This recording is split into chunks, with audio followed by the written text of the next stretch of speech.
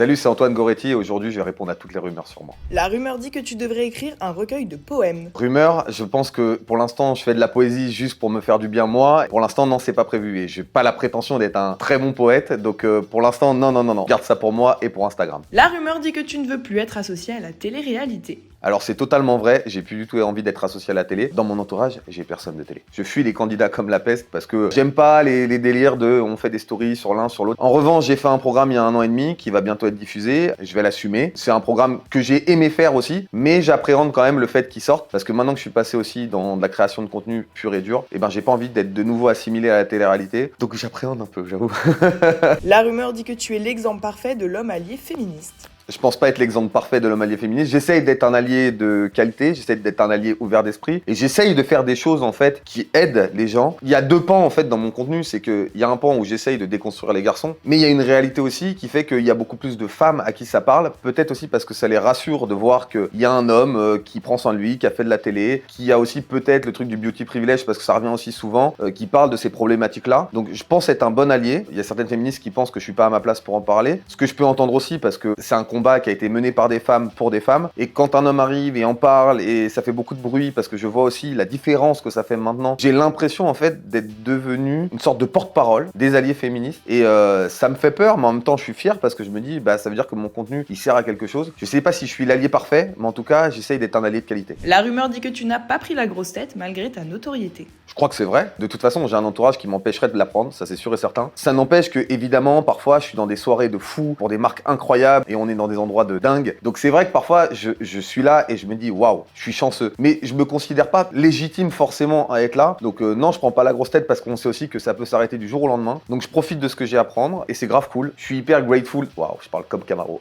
Je suis hyper reconnaissant de ce qui m'arrive, mais non, je prends pas la grosse tête parce que déjà, par respect pour moi-même et par respect pour mes proches, je peux pas la prendre. La rumeur dit que tu as eu un giga glow-up. Alors apparemment c'est vrai. Quand j'étais plus jeune, j'étais pas ouf. J'avais pas confiance en moi. J'étais soit tout maigre, soit un peu gros. J'étais pas hyper intelligent. Je pars de loin, clairement. Et j'ai eu un glow-up à 25 ans. Je sais pas ce qui s'est passé. Et j'ai l'impression que plus je vieillis, plus un peu genre comme un bon vin, tu vois. Il y a un truc. Là les gens ils vont se dire en fait il a grave pris la grosse tête, tu vois. Ouais non j'ai glow-up et je pense que de toute façon faut s'aimer soi-même. Les gens peuvent pas t'aimer si tu t'aimes pas toi-même. Donc j'essaye autant que faire se peut de m'aimer un maximum. Alors il y a des fois où je me trouve pas beau, il y a des fois où je me trouve mais la plupart du temps voilà, j'essaye de remettre un peu les trucs en perspective parce que il y a que moi qui vis avec moi-même et je suis le perso principal de ma vie, donc c'est important d'apprécier qui on est et de faire en sorte en tout cas d'être une meilleure personne chaque jour. Prends celle-là, Inox Tag. La rumeur dit que tu adorerais vivre à Tanaland. Non, je veux pas vivre à Tanaland parce que déjà d'une, c'est un concept qui a été créé par les femmes pour les femmes et je comprends très bien qu'elles aient envie de rester entre elles vu ce qui se passe dans le monde normal pour elles. J'ai fait une vidéo là-dessus qui dit que en gros moi je pourrais juste à la limite si vous voulez me donner un job être garde-côte et tirer sur tous les qui passent à 5 km parce que même si c'est virtuel et même si c'est un mouvement juste qui est sur les réseaux, je trouve que c'est important, je trouve que la cause féministe avance de plus en plus vite. En tout cas, c'est un ressenti que j'ai moi perso. J'aurais aucune prétention de dire oui, je voudrais vivre à Thaïlande ou oui, je le mérite parce que je pense que de toute façon, je le mérite pas. Je reste un homme et je reste problématique pour la plupart des femmes, ce qui est normal. Donc non, moi, je considère que vous faites des choses bien, les filles, et je soutiens de loin. La rumeur dit que tu subis beaucoup de cyberharcèlement masculin sur les réseaux. Faux, j'en subis un peu, mais en vrai, ça me passe totalement au-dessus. À une époque, ça m'a atteint, évidemment, surtout quand tu sors de télé. Je veux dire, tu accèdes à la notoriété, les gens te reconnaissent, les gens te posent des questions, comment ça se passe là-dedans, ah, et une telle, machin, elle est comment. Donc, obligatoirement, quand t'as des gens qui t'attaquent et que t'as jamais vécu ça, tu te retrouves un peu dans une spirale où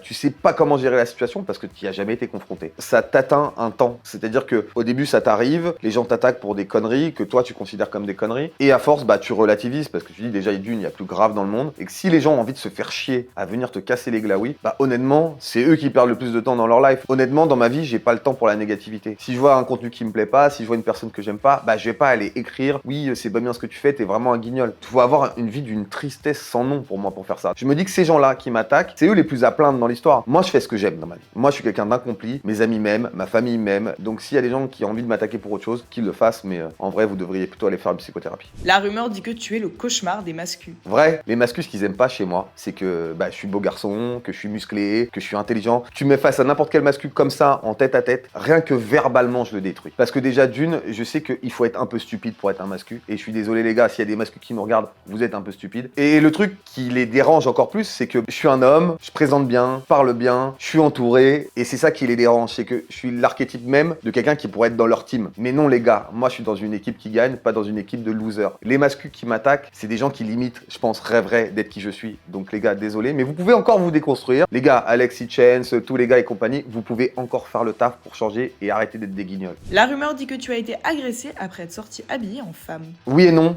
Agressé, j'ai pas été agressé physiquement, mais j'ai été alpagué sur un scooter parce que j'étais encore maquillé en sortant d'une collaboration où j'ai été drag queenisé, où des gens m'ont insulté de sale comme ça quand j'étais sur mon scooter. Donc oui, c'est une agression. Moi, comme j'en ai quasiment jamais vécu des agressions dans ma vie, ça m'est un peu passé au-dessus. Mais je me mets à la place des gens qui en vivent tous les jours, et notamment des hommes qui se maquillent, par exemple. Qu'est-ce que ça peut vous foutre qu'un mec se maquille? Vous avez rien d'autre à foutre dans votre life que de critiquer les gens comme ça. Et en fait, je pense que tous ces gens-là, il y a quelque chose en vous qui s'est brisé à un moment. Peut-être qu'il y a certaines parties de votre personnalité que vous avez essayé de refouler. Ça vous dérange parce que vous êtes mis face à une réalité qui aurait pu être la vôtre. Moi, je pars du principe que la sexualité d'autrui ou ce que fait autrui, ça me regarde pas. Donc, si quelqu'un se maquille, les garçons, ça vous regarde pas. Passez votre chemin et allez pester dans votre chambre. La rumeur dit que tu as voté pour le FN étant jeune. Vrai, c'était mon premier vote, c'était aux législatives de ma petite ville de Troyes. J'en suis pas fier, mais je le regrette pas parce que ça a fait aussi l'homme que je suis aujourd'hui. J'en ai parlé dans une vidéo assez longuement pour expliquer en fait toute la démarche dans laquelle j'étais à ce moment-là. J'étais dans une ZEP et effectivement, la plus grande partie de la population dans mon lycée, c'était une population maghrébine et qui me harcelait de manière très récurrente. Mais après, j'ai compris avec l'expérience et avec les années que on a parqué en fait les mêmes gens au même endroit. Et en fait, il est là le plus gros racisme, c'est de se dire que pour moi, il n'y a pas de rapport de race, c'est une question de classe. Et on a mis la même classe, la classe pauvre, qui était souvent une classe immigrée. Moi, je suis un petit-fils d'immigré italien. Maintenant, on pense que le problème vient de là, mais non, le problème vient des pauvres qu'on a mis au même endroit. Donc oui, j'ai voté pour le FN, j'en suis pas fier, mais j'ai réfléchi avec le temps. C'est ça qu'il faut comprendre dans la vie, c'est qu'on peut faire des erreurs, mais le tout c'est de pas les répéter. Il y a des gens qui pensent maintenant que j'ai pas le droit de parler parce que j'ai déjà voté FN. Si vous en êtes à penser ça, c'est que vraiment vous comprenez rien à la déconstruction. Le monde est cosmopolite et à partir du moment où tu veux être heureux, tu vas être heureux avec tout le monde parce que la vérité c'est que de toute façon on est tous sur cette terre et qu'on doit apprendre à vivre ensemble, et je pense que les gens ont oublié le vivre ensemble. Je considère pas ça comme courageux d'en avoir parlé, je considère ça comme normal parce que j'imagine qu'il y a d'autres garçons, peut-être même des femmes, qui sont dans ma situation, qui ont fait des choses, qu'ils regrettent. Moi c'est un truc que j'ai fait, voilà, c'est un état de fait. J'en suis pas fier, jamais de ma vie je le referai parce que le FN, RN, vous pouvez changer le nom, de toute façon c'est toujours la même. C'est pas parce que vous changez la devanture qu'à l'intérieur les fondations sont pas pourries. Et moi je suis désolé, ce sont des fachos, ce sont des antisémites, ce sont des homophobes, ils n'aiment personne. Donc honnêtement, vous pouvez mettre un beau visage à la Bardella, vous pouvez mettre un mec qui bouffe des gâteaux pour montrer qu'il a de l'appétit et que c'est un homme viril, ça changera pas pour moi qu'au fond il pue la. Là en ce moment il y a un procès contre le FN où il risque une condamnation de 7 millions d'euros d'amende, je crois qu'ils ont détourné plus de 6 millions d'euros. Et en fait ce qui me fait rire c'est qu'il y a plein de gens qui dépeignent le FN, oui c'est anti-système et tout. Oh, le FN c'est le système. Le FN c'est les pires pourritures du système. Ils ont réussi à vous faire croire que c'était eux qui allaient tout réformer. Regardez rien qu'en Europe. En Italie, Meloni, elle avait dit oui, il y aura plus d'immigration, vous allez voir, on va être plus heureux, machin, sans les étrangers. 450 000 immigrants en plus. Évidemment, parce que les Italiens ne veulent pas faire le travail de donc on est obligé d'appeler des étrangers. Si tu regardes à l'échelle européenne, tous les pays qui ont pris un gouvernement d'extrême droite ont vu des libertés abrogées. Prenez un autre exemple, l'Espagne, ils ont pris un gouvernement de gauche. Ah, tiens, ils sont plus heureux, le SMIC est plus haut. Ils ont mis des lois en place pour justement dire qu'une femme, quand elle allait porter plainte pour viol, on la croyait. Si on suivait les bons exemples de temps en temps. Et le FN, c'est pas le bon exemple. La rumeur dit que tu es en bif avec Marc Lavoine. C'est faux. Déjà d'une, Marc Lavoine, je le connais pas personnellement. Ça voudrait dire que j'ai ses pairs quand même. Si je suis là à avoir un octogone avec Marc Lavoine, bro, on est où? Mais en fait, j'ai fait une vidéo sur lui parce qu'effectivement, il y a une vidéo qui est sortie où il est avec Adriana Carambeu et effectivement, il a des comportements où je me dis, bon, c'est des comportements d'un mec qui a peut-être pas confiance en lui ou voilà, d'un mec un peu possessif. Après, no big deal, hein. Ça m'est déjà arrivé, c'est arrivé à plein de gens aussi, je pense. Moi, j'ai juste constaté d'une vidéo, j'en ai fait une vidéo, effectivement,